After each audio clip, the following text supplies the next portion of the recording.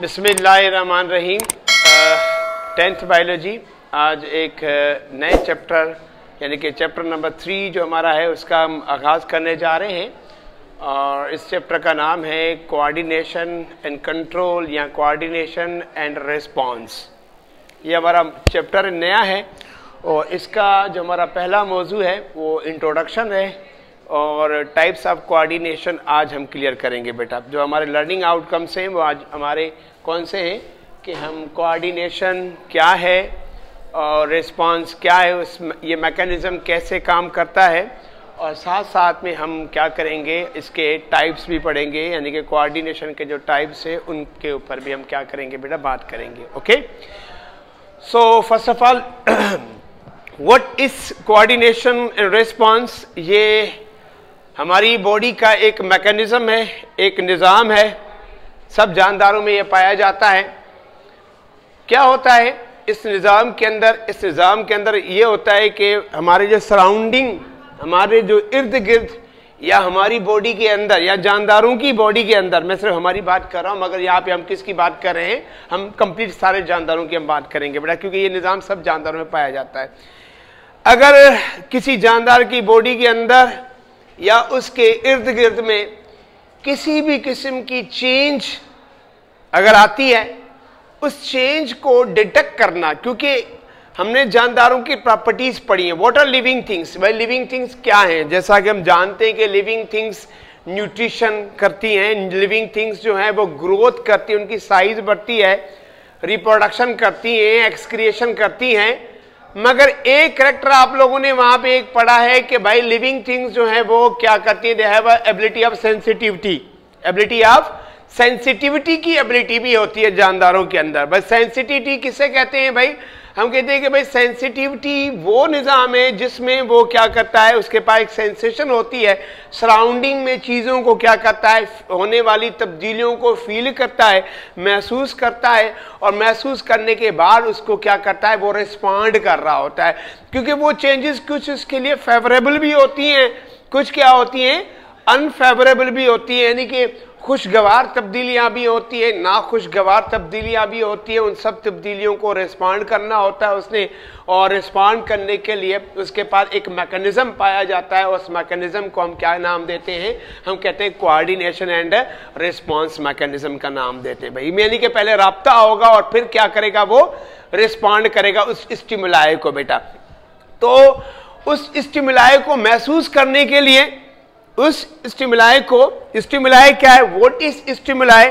तो स्टिमुलाई को हम सिंपली हम ऐसे डिफाइन करते हैं कि ये क्या होती है, ये हमारी चेंज होती है। क्या होती है बेटा? Change in environment. यानी कि एनवायरनमेंट अब क्या होता है, एक तो जानदार की बॉडी के अंदर का एनवायरनमेंट भी होता है और जानदार की बॉडी के बाहर भी एनवायरनमेंट होता है। उसके अंदर अगर चेंज आ जाए, फॉर एग्जांपल आपने अगर आप लोगों ने स्पाइसी चीज़ें ज़्यादा खा ली, यानी कि आप लोगों ने नमक वाली चीज़ें ज़्यादा खा ली, साल्टी चीज़ें आप लोगों ने ज़्यादा खा ली, तो अब क्या होगा, आपको ज़्यादा क्या लगेगी? फिर आप क्या करेंगे, फ़ौरन प्यास यानी कि पानी पिएंगे। क्या करेंगे? पानी पीते रहेंगे भाई। अचानक से यहाँ पे अंधेरा हो जाए, लाइट चली जाए, तो आप क्या करेंगे?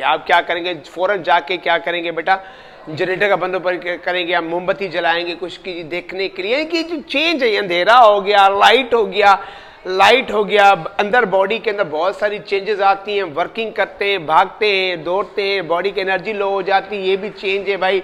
या हमारा जो ब्लड प्रेशर होता है उसका ज़्यादा हो जाना, उसको सेट पॉइंट पे लेके आने वाला, ये सारा क्या होता है, माहौल के अंदर क्या होती है। या कभी हमने मीठी चीज़ ज़्यादा खा ली, ज़्यादा स्वीट खा ली, तो ज़्यादा बात है शुगर की लेवल ज़्यादा हो जाएगी, उसको भी क्या करना है, बॉडी के अंदर सेट पॉइंट पे लाना है। ठीक है, जैसे हमने होम्योस्टेसिस पढ़ा था। तो असल में क्या होता है कि इस मैकेनिज्म में जो स्टिमुलाई होता है, जो चेंज होता है, वो बॉडी के जानदारों की बॉडी के अंदर वाला चेंज हो या जानदारों की बॉडी के बाहर वाला चेंज हो। यानी कि हम यहाँ पे दोनों चेंज की बात करेंगे, इंटरनल चेंज की भी बात करेंगे, तो किसकी बात करेंगे, एक्सटर्नल चेंज की भी बात करेंगे बेटा। तो स्टिमुलेशन जो होती है वो इंटरनल भी होती है, तो वो एक्सटर्नल भी होती है। ये आप लोगों ने ध्यान में रखना है कि दो टाइप की स्टिमुलेशन होती है। स्टिमुलेशन जानदारों की बॉडी के अंदर भी होती रहती है, स्टिमुलेशन जानदारों की बॉडी के बाहर भी होती रहती है बेटा। अब उन चेंजेस को उन चेंजेस को डिटेक्ट करने के लिए जानदारों की बॉडी, जैसे जानदारों हम अपनी बात करें तो हमारे पास एनिमल्स के पास क्या होते हैं, सेंस ऑर्गन होते हैं। क्या होते हैं? आप लोगों ने 8वीं 7वीं क्लास साइंस में पढ़ा होगा कि भाई एनिमल्स में क्या होते हैं, सेंस ऑर्गन्स होते हैं, यानी कि जैसे जिसको हम हिस कहते हैं या सिंधी में पाण के हवास चवंदा आहियूं, तो वे हवास जेके हूंदा आहिनि उहे छा कंदा आहिनि, उनका काम क्या होता है, हिस्सों का काम क्या होता है, भाई इस ऑर्गन का काम क्या होता है? यही काम होता है कि भाई चेंजेस को क्या करना, डिटेक्ट करना। जैसे सर्दी गर्मी आप किसके जरिए फील करते हो, स्किन के जरिए फील करते हो। भाई अंधेरा हो गया, आप लाइट चली गई, लाइट आ गई, या किसी ने आंखों में टार्च लगा दी, फौरन आप आंखें बंद कर लेते हैं, तो लाइट किसके जरिए फील कर रहे हो, आइस के जरिए, फोटो रिसेप्टर है। हाँ भाई, तो उसके लिए क्या होते हैं, कुछ खास किस्म के रिसेप्टर्स होते हैं जिनको हम उर्दू में या सिंधी में हम क्या कहते हैं, हम कहते हैं खाबरू सेल, खबरदार होने वाले, खबर रखने वाले, चेंज को डिटेक्ट करने वाले वो सेल्स भी होते हैं, वो ऑर्गन्स भी होते हैं, वो टिश्यू भी होते हैं। आगे बात समझ बेटा। तो रिसेप्टर क्या है बेटा, रिसेप्टर क्या है? यस, वाटर रिसेप्टर्स हम कहेंगे डिटेक्ट करने वाले वो ऑर्गन्स। क्या करने वाले? किसको डिटेक्ट करेंगे बेटा? स्टिमुलाई को डिटेक्ट करेंगे। क्या करेंगे? ये करेंगे, डिटेक्ट करेंगे किसको? टू स्टिमुलाई, स्टिमुलाई को डिटेक्ट करेंगे। कौन करेंगे बेटा? रिसेप्टर्स करेंगे। रिसेप्टर क्या है? रिसेप्टर में भी सेल्स, ये सेल भी हो सकते हैं, में भी ये टिश्यू भी हो सकते हैं, और में भी ऑर्गन भी हो सकते हैं। जैसे आपकी स्किन ऑर्गन है, स्किन क्या है? ऑर्गन है। हाँ भाई, आपकी नाक जो है वो स्मेल को वगैरह को क्या कर रही होती है, डिटेक्ट कर रही होती है, ये भी एक ऑर्गन है बेटा। तो ये सेल लेवल पे भी होता है डिडक्शन का काम जो है, वो टिश्यू लेवल पे भी होता है, वो मॉलिक्यूलर लेवल पे भी होता है। समटाइम हमारी बॉडी में केमिकल्स भी होते हैं, वो भी क्या करते हैं, उन चेंज को क्या करते हैं, डिटेक्ट कर रहे होते हैं। भाई आई बात समझ में? तो ये मे भी मॉलिक्यूल भी हो सकते हैं। याद रखना, ये जो रिसेप्टर है, ये अगर पूछे जाए तो ये हमारे पास ये मॉलिक्यूलर लेवल पे भी डिटेक्टर होते हैं। जैसे मैं आपको एक सिंपल सी मॉलिक्यूल की मिसाल दूंगा बेटा। होता ये कि भाई जब हम अपनी सांस को बंद कर लेते हैं या किसी धुएं वाले रीजन में से चल रहे होते, वॉक कर रहे होते हो, हम सांस नहीं लेते कि भाई कार्बन डाइऑक्साइड चली जाएगी। भाई ऐसा होता है कि नहीं होता है? फिर हम नाक को बंद कर लेते हैं तो हमारी बॉडी में ऑक्सीजन की कमी हो जाती है, किल्लत हो जाती है, जिसको हम कहते हैं ऑक्सीजन डेप्थ कहते हैं। आप लोगों ने पीछे चैप्टर के अंदर पहले चैप्टर के अंदर पढ़ा होगा कि ऑक्सीजन डेप्थ किसे कहते हैं? ऑक्सीजन की कमी, किल्लत, ऑक्सीजन की कमी होगी बॉडी के अंदर। भाई तो क्यों कमी होगी? क्योंकि आपने नाक को क्या किया है, आधी वक्त के लिए, थोड़े टाइम के लिए क्या किया है, बंद किया हुआ, आपकी बॉडी में ऑक्सीजन कम हो गई है।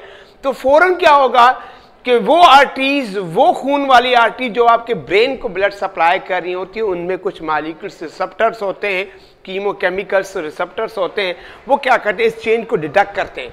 डिटेक्ट करते हो, दिमाग क्या करता है, रिस्पॉन्ड करता है, और उसके बाद जब आप जैसे वहां से निकलते हो, आप लंबी लंबी सांसें लेना शुरू करते हो, डीप ब्रीथिंग करते हो। भाई ऐसा होता है कि नहीं होता है? तो क्या हो गया कि वो रिसेप्टर मॉलिक्यूल लेवल भी हो सकते हैं, सेल भी हो सकते हैं, टिश्यू भी हो सकते हैं, ऑर्गन्स भी हो सकते हैं, और डिफरेंट टाइप्स के रिसेप्टर होते हैं। रिसेप्टर का हमारा एक अलग लेक्चर होगा, मैकेनो केमिकल, बहुत सारे रिसेप्टर होते हैं, जिसमें हम बाद में ये इसके ऊपर लेक्चर देंगे बेटा। यहाँ पे इंट्रोडक्शन आप समझिए कि रिसेप्टर का काम क्या होता है, स्टिमुलेशन को क्या करना, डिटेक्ट करना। ओके, वो मॉलिक्यूल भी हो सकते हैं, वो सेल भी हो सकते हैं, तो वो टिश्यू भी हो सकते हैं, तो वो ऑर्गन लेवल पे भी जा सकते हैं, हम इनको ले जा सकते हैं। क्लियर होगी बात? अब ये रिसेप्टर क्या करेंगे, इस चेंज को किसको प्रोवाइड करेंगे? इस चेंज को देंगे किसको? मॉडरेटर को।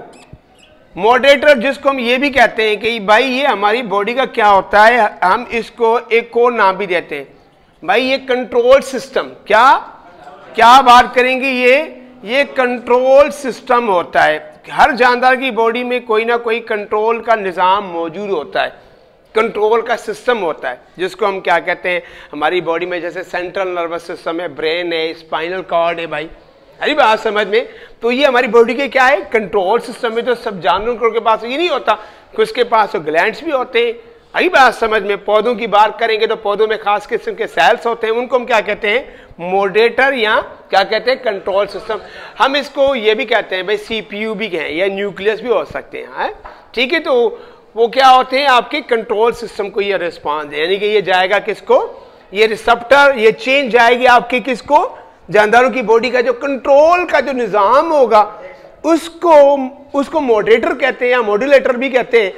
उसको ये जाएगा चेंज। भाई अब क्या करो, तुम इसको महसूस करो और तुम क्या करो, अब इसको रिस्पॉन्ड करो। भाई क्या करना है? फिर क्या होना है? रिस्पॉन्ड करना है। अब रिस्पॉन्स जो होगा वो किसके ऊपर होगा? इफेक्टर्स के ऊपर होगा। किसके ऊपर होगा? इफेक्टर। जैसे हमारी बॉडी के अंदर जो रिस्पॉन्स आता है, रिस्पॉन्स आ गया, अचानक यहाँ पे कोई चेंज आ गया, मुझे ये चीज, ये जगह अच्छी नहीं लगी, तो मैं वहां यहां से चल के कहीं और भागूंगा, कहीं अच्छी जगह पे चला जाऊंगा। तो मैं किसके जरिए जाऊंगा? मैं अपने लिम्स के जरिए जाऊंगा, अपनी बाजू के, अपनी टांगों के जरिए जाऊंगा। हाँ भाई, टांगों के जरिए जाऊंगा ना, बट टांगों में क्या है? टांगों के अंदर मसल है जो मूव करवा रहे हैं। तो मसल और बोन्स इकट्ठे काम करते हैं, स्केलेटल सिस्टम बनता है जो क्या कर, जिसकी वजह से मैं यहां से चल के, भाई रिस्पॉन्स किसको आया? लेग्स को आया। भाई यहां से चलो, यहां से चलो, ये जगह अच्छी नहीं है भाई, अभी बात समझ में? तो मैंने रिस्पॉन्ड। अब इफेक्टर कौन हुआ? मेरा मसल हुआ है भाई। क्या हुए? मसल्स इफेक्ट कर गए भाई, अभी बात समझ में? तो इफेक्टर्स में भी मोस्टली हमारे एनिमल्स की अगर बात करते हैं तो एनिमल्स के अंदर ये क्या होते हैं? इफेक्टर जो होते हैं वो क्या होते हैं? वो मसल भी हो सकते हैं और क्या हो सकते हैं बेटा? ये खास किस्म के सेल्स जिनको हम कहते हैं ग्लैंडुलर सेल्स। क्या कहते हैं? ग्लैंड्स भी कहते हैं इनको हम। ग्लैंड्स भी हो सकते हैं जो हार्मोन छोड़ते हैं, जिसमें हम बात करेंगे बेटा। ओके बेटा, तो इफेक्टर्स के ऊपर क्या आता है बेटा? ये क्या हो रहा होता है? ये रिस्पांस होता है। रिस्पांस, ये जनरल हमने बात की, हमने अपनी बात नहीं की। ये जो निजाम पढ़ा है हमने जनरल निजाम पढ़ा है, याद रखना।